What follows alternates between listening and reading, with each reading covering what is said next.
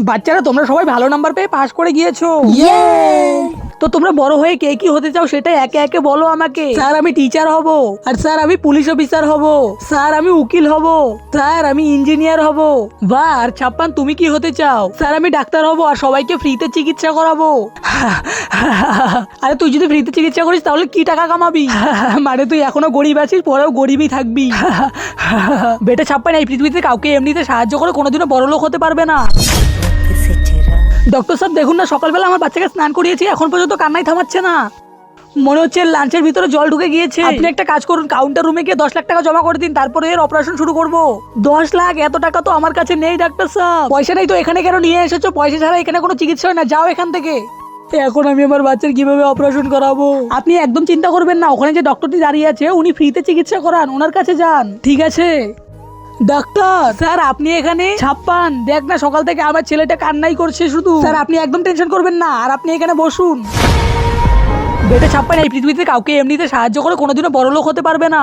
আরে অন্ধ চল এখান থেকে। আবে অন্ধ দেখে চলতে পারিস না, যা এখান থেকে। ভাই তুই ঠিক আছিস তো? হ্যাঁ চল। কিরে অন্ধ তুই বই পড়ছিস? অন্ধ বই পড়ছে। আমার বই দাও আমাকে প্লিজ। আরে ওই অন্ধর বোন চলে এসেছে, ভাগো। আরে ভাই দে দে তাড়াতাড়ি দে। এখন দেখবো অন্ধর মজা। হ্যাঁ চলো।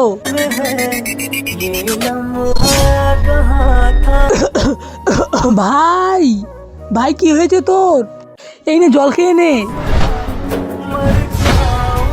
আরে জগ্গা তুই এটা কি করছিস?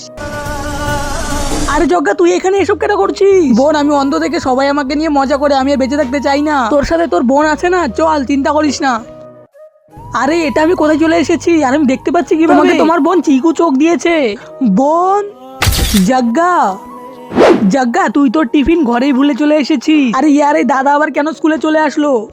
আরে ইয়ার আমি তোমাকে কতবার বলেছি যে আমার স্কুলে তুমি আসবে না।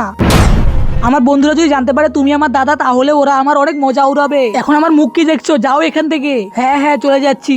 আমার জন্য সবাই আমার ভাইকে নিয়ে মজা করে, আমি আর এই দুনিয়াতে থাকতে চাই না, আমি চলে যাব এই দুনিয়া ছেড়ে। আরে এটা কি করছে? দাঁড়া নিচে আয়। আরে তুই এটা কি করছিস এখানে? স্যার আমার গরিব হওয়ার কারণে আমার ভাইকে নিয়ে সবাই মজা করে, তাই আর আমি পৃথিবীতে বেঁচে থাকতে চাই না। পাগল হয়ে গিয়েছিস তুই? এত ছোট কথার জন্য কেউ সুইসাইড করে? চল এখান থেকে। আরে জগ্গা ওটা কে ছিল? জানি না, কোনো ভিখারি টিকারি হবে হয়তো। কেন রে জগ্গা তোর লজ্জা করছে না? তোর দাদাকে তুই ভিখারি বলছিস? কি স্যার এর ভাই? হ্যাঁ এটা জগ্গার দাদা। তুই যে এত ভালো স্কুলে পড়তে পারছিস না সেটার কারণ হচ্ছে তোর দাদা, কারণ অনেক দিন আগে। বেটা তুই কান্না করিস না, আজকে থেকে তুই আমার ভাই। সেদিন থেকে তোর জন্য সে এত কষ্ট করেছে দাদা। আরে ধনী স্যার, আমাদের প্রিন্সিপাল স্যার অফিস রুমে বেহুশ হয়ে গিয়েছে। কি? আরে আমি তো মজা করছিলাম, তোরা তো ভয় পেয়ে গেছো। আরে তুই পাগল আছিস নাকি? এভাবে কেউ মজা করে? আরে সুমিত সুমিত কি হয়েছে তো? সুমিত আরে সুমিত কি হয়েছে তোর? আরে আমি তো তোমাদের আবার মিথ্যে কথা বলেছি। আরে পাগল আছিস নাকি তুই? আরে সুমিত তোর এই মজা একদিন তোর মৃত্যুর কারণ হয়ে দাঁড়াবে।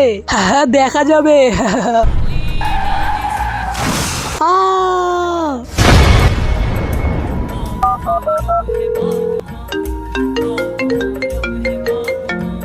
হ্যালো স্যার, আমার অ্যাক্সিডেন্ট হয়ে গিয়েছে স্যার। হ্যাঁ স্যার। স্যার দেখো এ আবার নতুন নাটক নিয়ে চলে এসেছে। স্যার আপনি ঠিক কথাই বলতে। বেটা সুমিত তুমি যেভাবে মিথ্যে কথা বলো, যখন তোমার সত্যিকারের কোনো কিছু ঘটবে তখন আমরা সেটাকে মিথ্যেই ভাববো। হ্যাঁ আমাকে হেল্প করার জন্য কেউ আসেনি। সুমিত